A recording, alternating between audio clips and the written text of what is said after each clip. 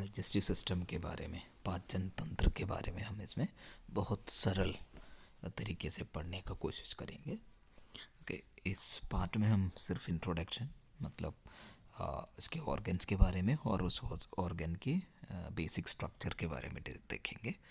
फिर next part में हम आगे पढ़ेंगे। तो digestive system include organs of the alimentary tract and some of the organs of या एक्सेसरी ऑर्गन्स ऑफ डाइजेशन रहते हैं। तो डाइजेस्टिव सिस्टम में organs of the alimentary tract के ऑर्गन्स और प्लस कुछ एक्सेसरी ऑर्गन्स रहते हैं। तो organs of the alimentary tract में ये स्टार्ट हो रहा है माउथ से स्टार्ट होगा and and at the anus. जो वो पूरे जो ट्रैक्ट को एलिमेंट्री ट्रैक्ट या गैस्ट्रोइंटेस्टाइनल ट्रैक्ट कहते हैं, जिसमें माउथ हो गया, फेरिंग्स हो गया, फिर इसोफेगस हुआ, फिर स्टमक हो गया, small intestine, large intestine, rectum, anus, ये सभी जो है एलिमेंट्री ट्रैक्ट है। और जो एक्सेसरी ऑर्गन्स में जो डाइजेशन में मदद करने वाले और जो ग्लैंड्स वगैरह जैसे सलेवरी ग्लैंड्स हो गया, फिर लीवर हो गया, पैनक्रियास, गॉल ब्लैडर, इन सब के बारे में जो डाइजेशन में मदद करने वाले जो ग्लैंड्स है, स्ट्रक्चर्स हैं, तो उन सब के बारे में डाइजेस्टिव सिस्टम में पढ़ेंगे। तो देखते हैं क्या है इन ऑर्गन्स के मेन एक्टिविटीज़। जो activities of the organs of the digestive system include first one ingestion मतलब खाना या फूड या फ्लूइड को इनटेक करना, इंजेशन हुआ। फिर उसके बाद उसको आगे बढ़ाना जिसको प्रोपल्शन कहते हैं। फिर उसको डाइजेस्ट करना, ब्रेक डाउन करना, उसको तोड़ना, छोटे छोटे पार्टिकल्स में ब्रेक डाउन करना, उसको डाइजेशन कहते हैं। फिर उसमें से जो न्यूट्रिएंट्स को अब्जॉर्ब करना, अब्जॉर्प्शन हुआ, और न्यूट्रिएंट्स अब्जॉर्प्शन के बाद अनडाइजेस्टेड वेस्ट को बाहर निकालना, उसको एलिमिनेशन कहते हैं। ये ब्रॉडर एक्टिविटीज़ है डाइजेस्टिव सिस्टम के ऑर्गन्स की। So ingestion is the intake of food या वाटर, फूड को या वाटर को इंजेस्ट करना या खाना या पीना, उसको इंजेशन कहते हैं। Propulsion is the forward movement of food through the alimentary tract से फूड को आगे बढ़ाना, उसको प्रोपल्शन कहते हैं। Digestion, break down of food into smaller molecules, उसको डाइजेशन कहते हैं। और absorption, the process of taking in या absorbing nutrients from the alimentary tract से, स्टमक से, स्मॉल इंटेस्टाइन से, इन सभी जगहों से न्यूट्रिएंट्स को अब्जॉर्ब करना, मेनली स्मॉल इंटेस्टाइन से अब्जॉर्ब करना। और अब्जॉर्ब होते हैं ब्लड स्ट्रीम में या कैपिलरीज जो स्मॉल इंटेस्टाइन के विलाइज के अंदर है, तो उन कैपिलरीज में चले जाते हैं, ब्लड में चले जाते हैं बॉडी के हर एरिया में चले जाते हैं, बॉडी के सेल्स और टिश्यूज़ द्वारा उन न्यूट्रिएंट्स को यूटिलाइज करते हैं। और elimination, this is a process of sending out of unabsorbed food, unabsorbed या अनडाइजेस्टेड फूड को, उन फूड मटेरियल्स को बाहर निकालना डेफिकेशन के थ्रू, उसको एलिमिनेशन कहते हैं। देखते हैं organs of the digestive system. The organs of the digestive system include gastrointestinal tract या alimentary tract and accessory organs। मैं ऑलरेडी डिस्कस किया था उसके बारे में। The organs of the alimentary tract include mouth, then उसके बाद pharynx, esophagus, stomach है, small intestine है, large intestine है, rectum है, anus and anal canal है। तो accessory organs of the digestive system include liver है, gall bladder है, pancreas, salivary glands, ये सब accessory organs में आता है। तो आप यहाँ पे देख सकते हैं जो माउथ से लेके एनस तक है, ये पूरी जो ट्रैक्ट को, इस पूरे ट्रैक्ट को क्या कहते हैं, इस पूरे ट्रैक्ट को एलिमेंट्री ट्रैक्ट या गैस्ट्रोइंटेस्टाइनल ट्रैक्ट कहते हैं। इसके अलावा जो लीवर है और यहाँ पे पैनक्रियास भी है, वो एक लीफ शेप्ड ग्लैंड है, इस डायग्राम में नहीं दिख रहा। और माउथ में जो सलेवरी ग्लैंड्स है, और लीवर के पीछे गॉल ब्लैडर है, जिस पित्त की थैली जिसमें पित्त रस स्टोर होगा। तो वो सब एक्सेसरी ऑर्गन्स हैं। ओके, तो ये यहाँ पे इस डायग्राम में देखें, liver, pancreas, then gall bladder या सलेवरी ग्लैंड्स, ये सब एक्सेसरी ऑर्गन्स हैं। तो अब देखते हैं basic structure of the alimentary tract. Alimentary tract का बेसिक स्ट्रक्चर, तो हर जो ऑर्गन जो एलिमेंट्री ट्रैक्ट में है, ये बेसिक स्ट्रक्चर तो फॉलो करते हैं, लेकिन उसके फंक्शन के अकॉर्डिंग, स्पेसिफिक फंक्शन के अकॉर्डिंग कुछ मॉडिफिकेशंस या चेंजेस हर पार्ट में रहेंगे। तो बेसिक स्ट्रक्चर देखते हैं।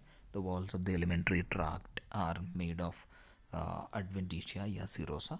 ये सबसे आउटर लेयर है ये, मस्कुलर लेयर उसके अंदर। सो और सबसे आउटर एडवेंटिशिया हो गया, और इसके अंदर जो हुआ मस्कुलारिस, और उसके अंदर जो हुआ वो है सब म्यूकोसा, और सबसे अंदर वाले जो लेयर है वो है म्यूकोसा।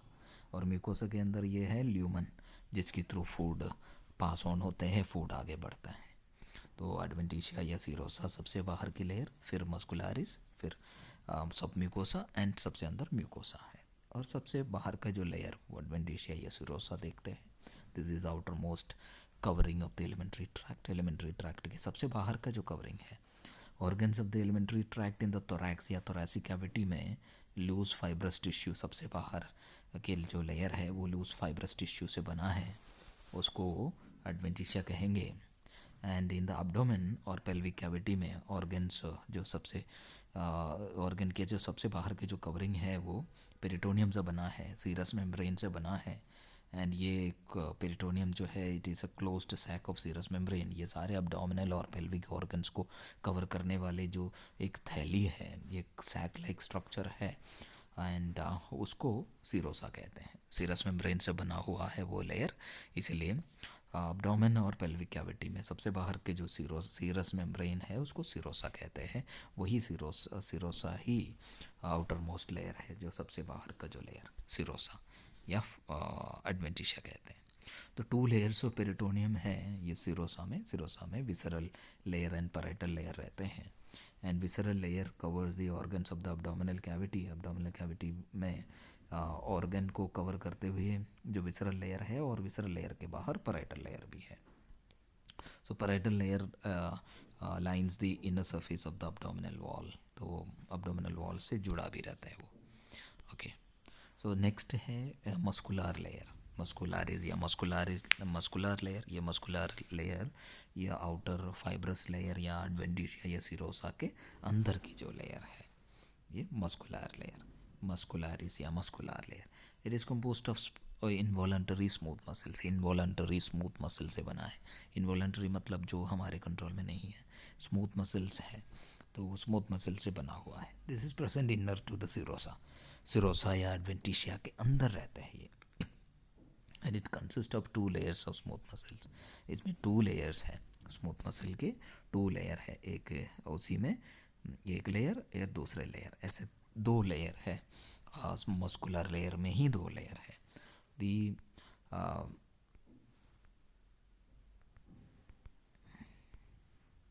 ओके सॉरी, इसमें है 2 लेयर। ये क्यों ऐसा हुआ, ठीक है, 1 minute. Okay, I will show you here. तो ये सबसे बाहर के जो लेयर पेरिटोनियम, ओके, सिरोसा, और उसके अंदर जो है, इसके अंदर की जो ये जो लेयर है, ये है मस्कुलारिस लेयर, मस्कुलर लेयर। और मस्कुलर लेयर में एक लेयर ये हुआ और उसके अंदर दूसरा लेयर हुआ। ओके, जो सबसे बाहर की जो आउटर लेयर है, इसका जो मसल फाइबर्स इस प्रकार लॉन्जिट्यूडनल दिशा में है, लंबाई में है। और उसके नीचे देखेंगे तो आप देख सकते हैं जो मसल फाइबर्स है, सर्कुलर मसल फाइबर्स है। तो ये दोनों लेयर जो है, this layer consist of longitudinal muscle fibres जो बाहर है आउटर लेयर, और इनर लेयर जो है सर्कुलर मसल फाइबर्स रहते हैं।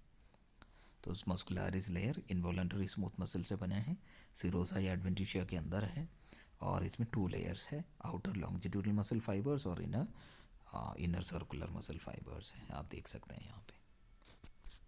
Okay, between the 2 layers there are blood vessels, lymph vessels, nerves वगैरह इन लेयर्स के बीच में रहता है। तो contraction and relaxation of the muscle fibres occur as waves, एक वेव लाइक मूवमेंट उसमें कॉज करते हैं इस एलिमेंट्री ट्रैक्ट में। ये वेव लाइक मूवमेंट को पेरिस्टॉल्सिस कहते हैं, और ये फूड को आगे बढ़ने में मदद करते हैं, फूड मॉलिक्यूल्स को फूड की बॉलस को आगे बढ़ाने में मदद करते हैं। Wave like contraction of the smooth muscles that helps in the forward movement of food, वो फूड की फॉरवर्ड मूवमेंट में आगे बढ़ने में मदद करते हैं, और उस फॉरवर्ड मूवमेंट को पेरिस्टॉल्सिस कहते हैं। और ये पेरिस्टॉलिसिस इसलिए हो रहा है because of the contraction and relaxation of the smooth muscles. तो वो स्मूथ मसल की कंट्रैक्शन और रिलैक्सेशन फूड को आगे बढ़ा रहा है और उसको पेरिस्टॉलिसिस कहते हैं। कुछ some points of the alimentary tract में the forward movement of food control किया जाता है स्फिंक्टर्स द्वारा, तो कुछ रेगुलेट किया जा रहा है, तो उसको स्फिंक्टर कहते हैं। जैसे स्टमक से डाइजेस्ट होने के बाद ही फूड आगे बढ़ सकता है, स्मॉल इंटेस्टाइन में जा सकता है, तो वहाँ पे जो स्फिंक्टर है पाइलोरस में पाइलोरिक स्फिंक्टर कहते हैं। इस प्रकार की स्फिंक्टर्स भी बने हैं इन स्मूथ मसल से। तो sphincters are thickened circular muscle fibres, जो अंदर की जो लेयर है सर्कुलर मसल फाइबर्स वो कहीं कहीं पे थिक होके स्फिंक्टर्स बनाते हैं, वाल्व्स बनाते हैं, and which act as valves या sphincters, and they prevent the back flow of food. Food जो आगे गया था वो वापस या बाहर या वापस दोबारा वही जगह पे ना आए, तो फूड की फ्लो को रेगुलेट करने में ये मदद कर रहा है। नेक्स्ट है सबम्यूकोसा। तो this is present inner to the muscular layer, muscular layer के अंदर है ये submucosa. It consist of loose connective tissue, collagen fibres and elastic fibres वगैरह इस सबम्यूकोसा में रहते हैं। सो इसमें भी blood vessels, lymph vessels, nerves वगैरह इस लेयर में मौजूद रहते हैं। नेक्स्ट है mucosa. So this is in the most lining of the wall of the alimentary tract. Alimentary tract के सबसे अंदर की जो लेयर है mucosa. So these are the subject in areas where it is subjected to mechanical wear and tear, जैसे mouth में है, throat में वगैरह, जो फूड है हार्ड रहते हैं और वो इस म्यूकोसा को इंजर करने का चांसेस है, तो उन जगहों पे ये म्यूकोसा जो है it is lined with stratified squamous epithelium. Stratified means जहाँ पे मेनी लेयर्स ऑफ सेल्स होंगे, एंड जो ऊपर से जो सेल्स डैमेज भी होगा तो नीचे के जो सेल्स है उसको रिप्लेस करेंगे। एंड वहाँ पे it also contains mucus secreting glands भी इन उन जगहों पे रहते हैं, उन म्यूकोसा में रहते हैं जो म्यूकस सेक्रीट करेंगे, एंड वो उस म्यूकोसा को ड्राई होने से बचाते भी है और प्रोटेक्ट भी कर रहा है। तो in areas where the food is soft, जो जहाँ पे फूड जिस एरिया में पहुँचते फूड सॉफ्ट रहते हैं, मुलायम रहते हैं और इंजर होने का चांसेस कम है, वहाँ पे जो म्यूकस मेम्ब्रेन है it is lined with columnar epithelium. वो कोलमनार एपिथेलियम से बना होता है, एंड वहाँ पे columnar epithelial cells, specialised cells जो है उसको गोबलेट सेल्स कहते हैं। म्यूकस वो गोबलेट सेल्स द्वारा म्यूकस सेक्रीट करते हैं, थिक स्टिकी फ्लूइड सेक्रीट कर रहा है और उस म्यूकोसा को बचा भी रहा है, प्रोटेक्ट भी कर रहा है, इंजुरी होने से बचा भी रहा है। So this protect the alimentary tract from mechanical and chemical injury. Mechanical injury से और केमिकल इंजरी से वो बचा रहा है। जैसे एक example, mucus secreted by mucosa of the stomach. Stomach के म्यूकोसा द्वारा जो सेक्रेट होने वाले म्यूकस स्टमक के अंदर की म्यूकोसा को म्यूकोसा में एक लेयर की तरह, एक प्रोटेक्टिव लेयर की तरह कवर करते हैं और म्यूकोसा की सेल्स को बचा रहा है from the effect of gastric effects of the hydrochloric acid. जो गैस्ट्रिक जूस में जो हाइड्रोक्लोरिक एसिड है उस एसिडिसिटी से म्यूकोसा को, स्टमक की म्यूकोसा को, स्टमक के वॉल को खुद वो प्रोटेक्ट भी कर रहा है। तो functions of the mucus membrane include protection एक, देन सेक्रीट भी कर रहा है वो, और अब्जॉर्प्शन, ये सब म्यूकस मेम्ब्रेन का फंक्शन है। तो आप देख सकते हैं सबसे बाहर जो है वो दिस इज़ सिरोसा, फिर उसके अंदर मस्कुलारिस है, आप देख सकते हैं यहाँ पे मस्कुलारिस, फिर अंदर सब म्यूकोसा है और सबसे अंदर वाले म्यूकोसा है। तो नेक्स्ट जो है एक एक स्ट्रक्चर के बारे में डिस्कस करेंगे। तो माउथ के बारे में नेक्स्ट पार्ट में हम डिस्कस करेंगे। तो आज के जो इस पार्ट में, इस लेक्चर में हमने डाइजेस्टिव सिस्टम का इंट्रोडक्शन देखा, उसमें ऑर्गन्स कौन कौन से हैं वो देखा, और basic structure of the organs, alimentary tract के ऑर्गन्स के बारे में हमने डिस्कस किया, जिसमें सिरोसा सबसे बाहर और उसके अंदर मस्कुलारिस, फिर उसके अंदर सब म्यूकोसा और सबसे अंदर म्यूकोसा देखा। Thanks for watching.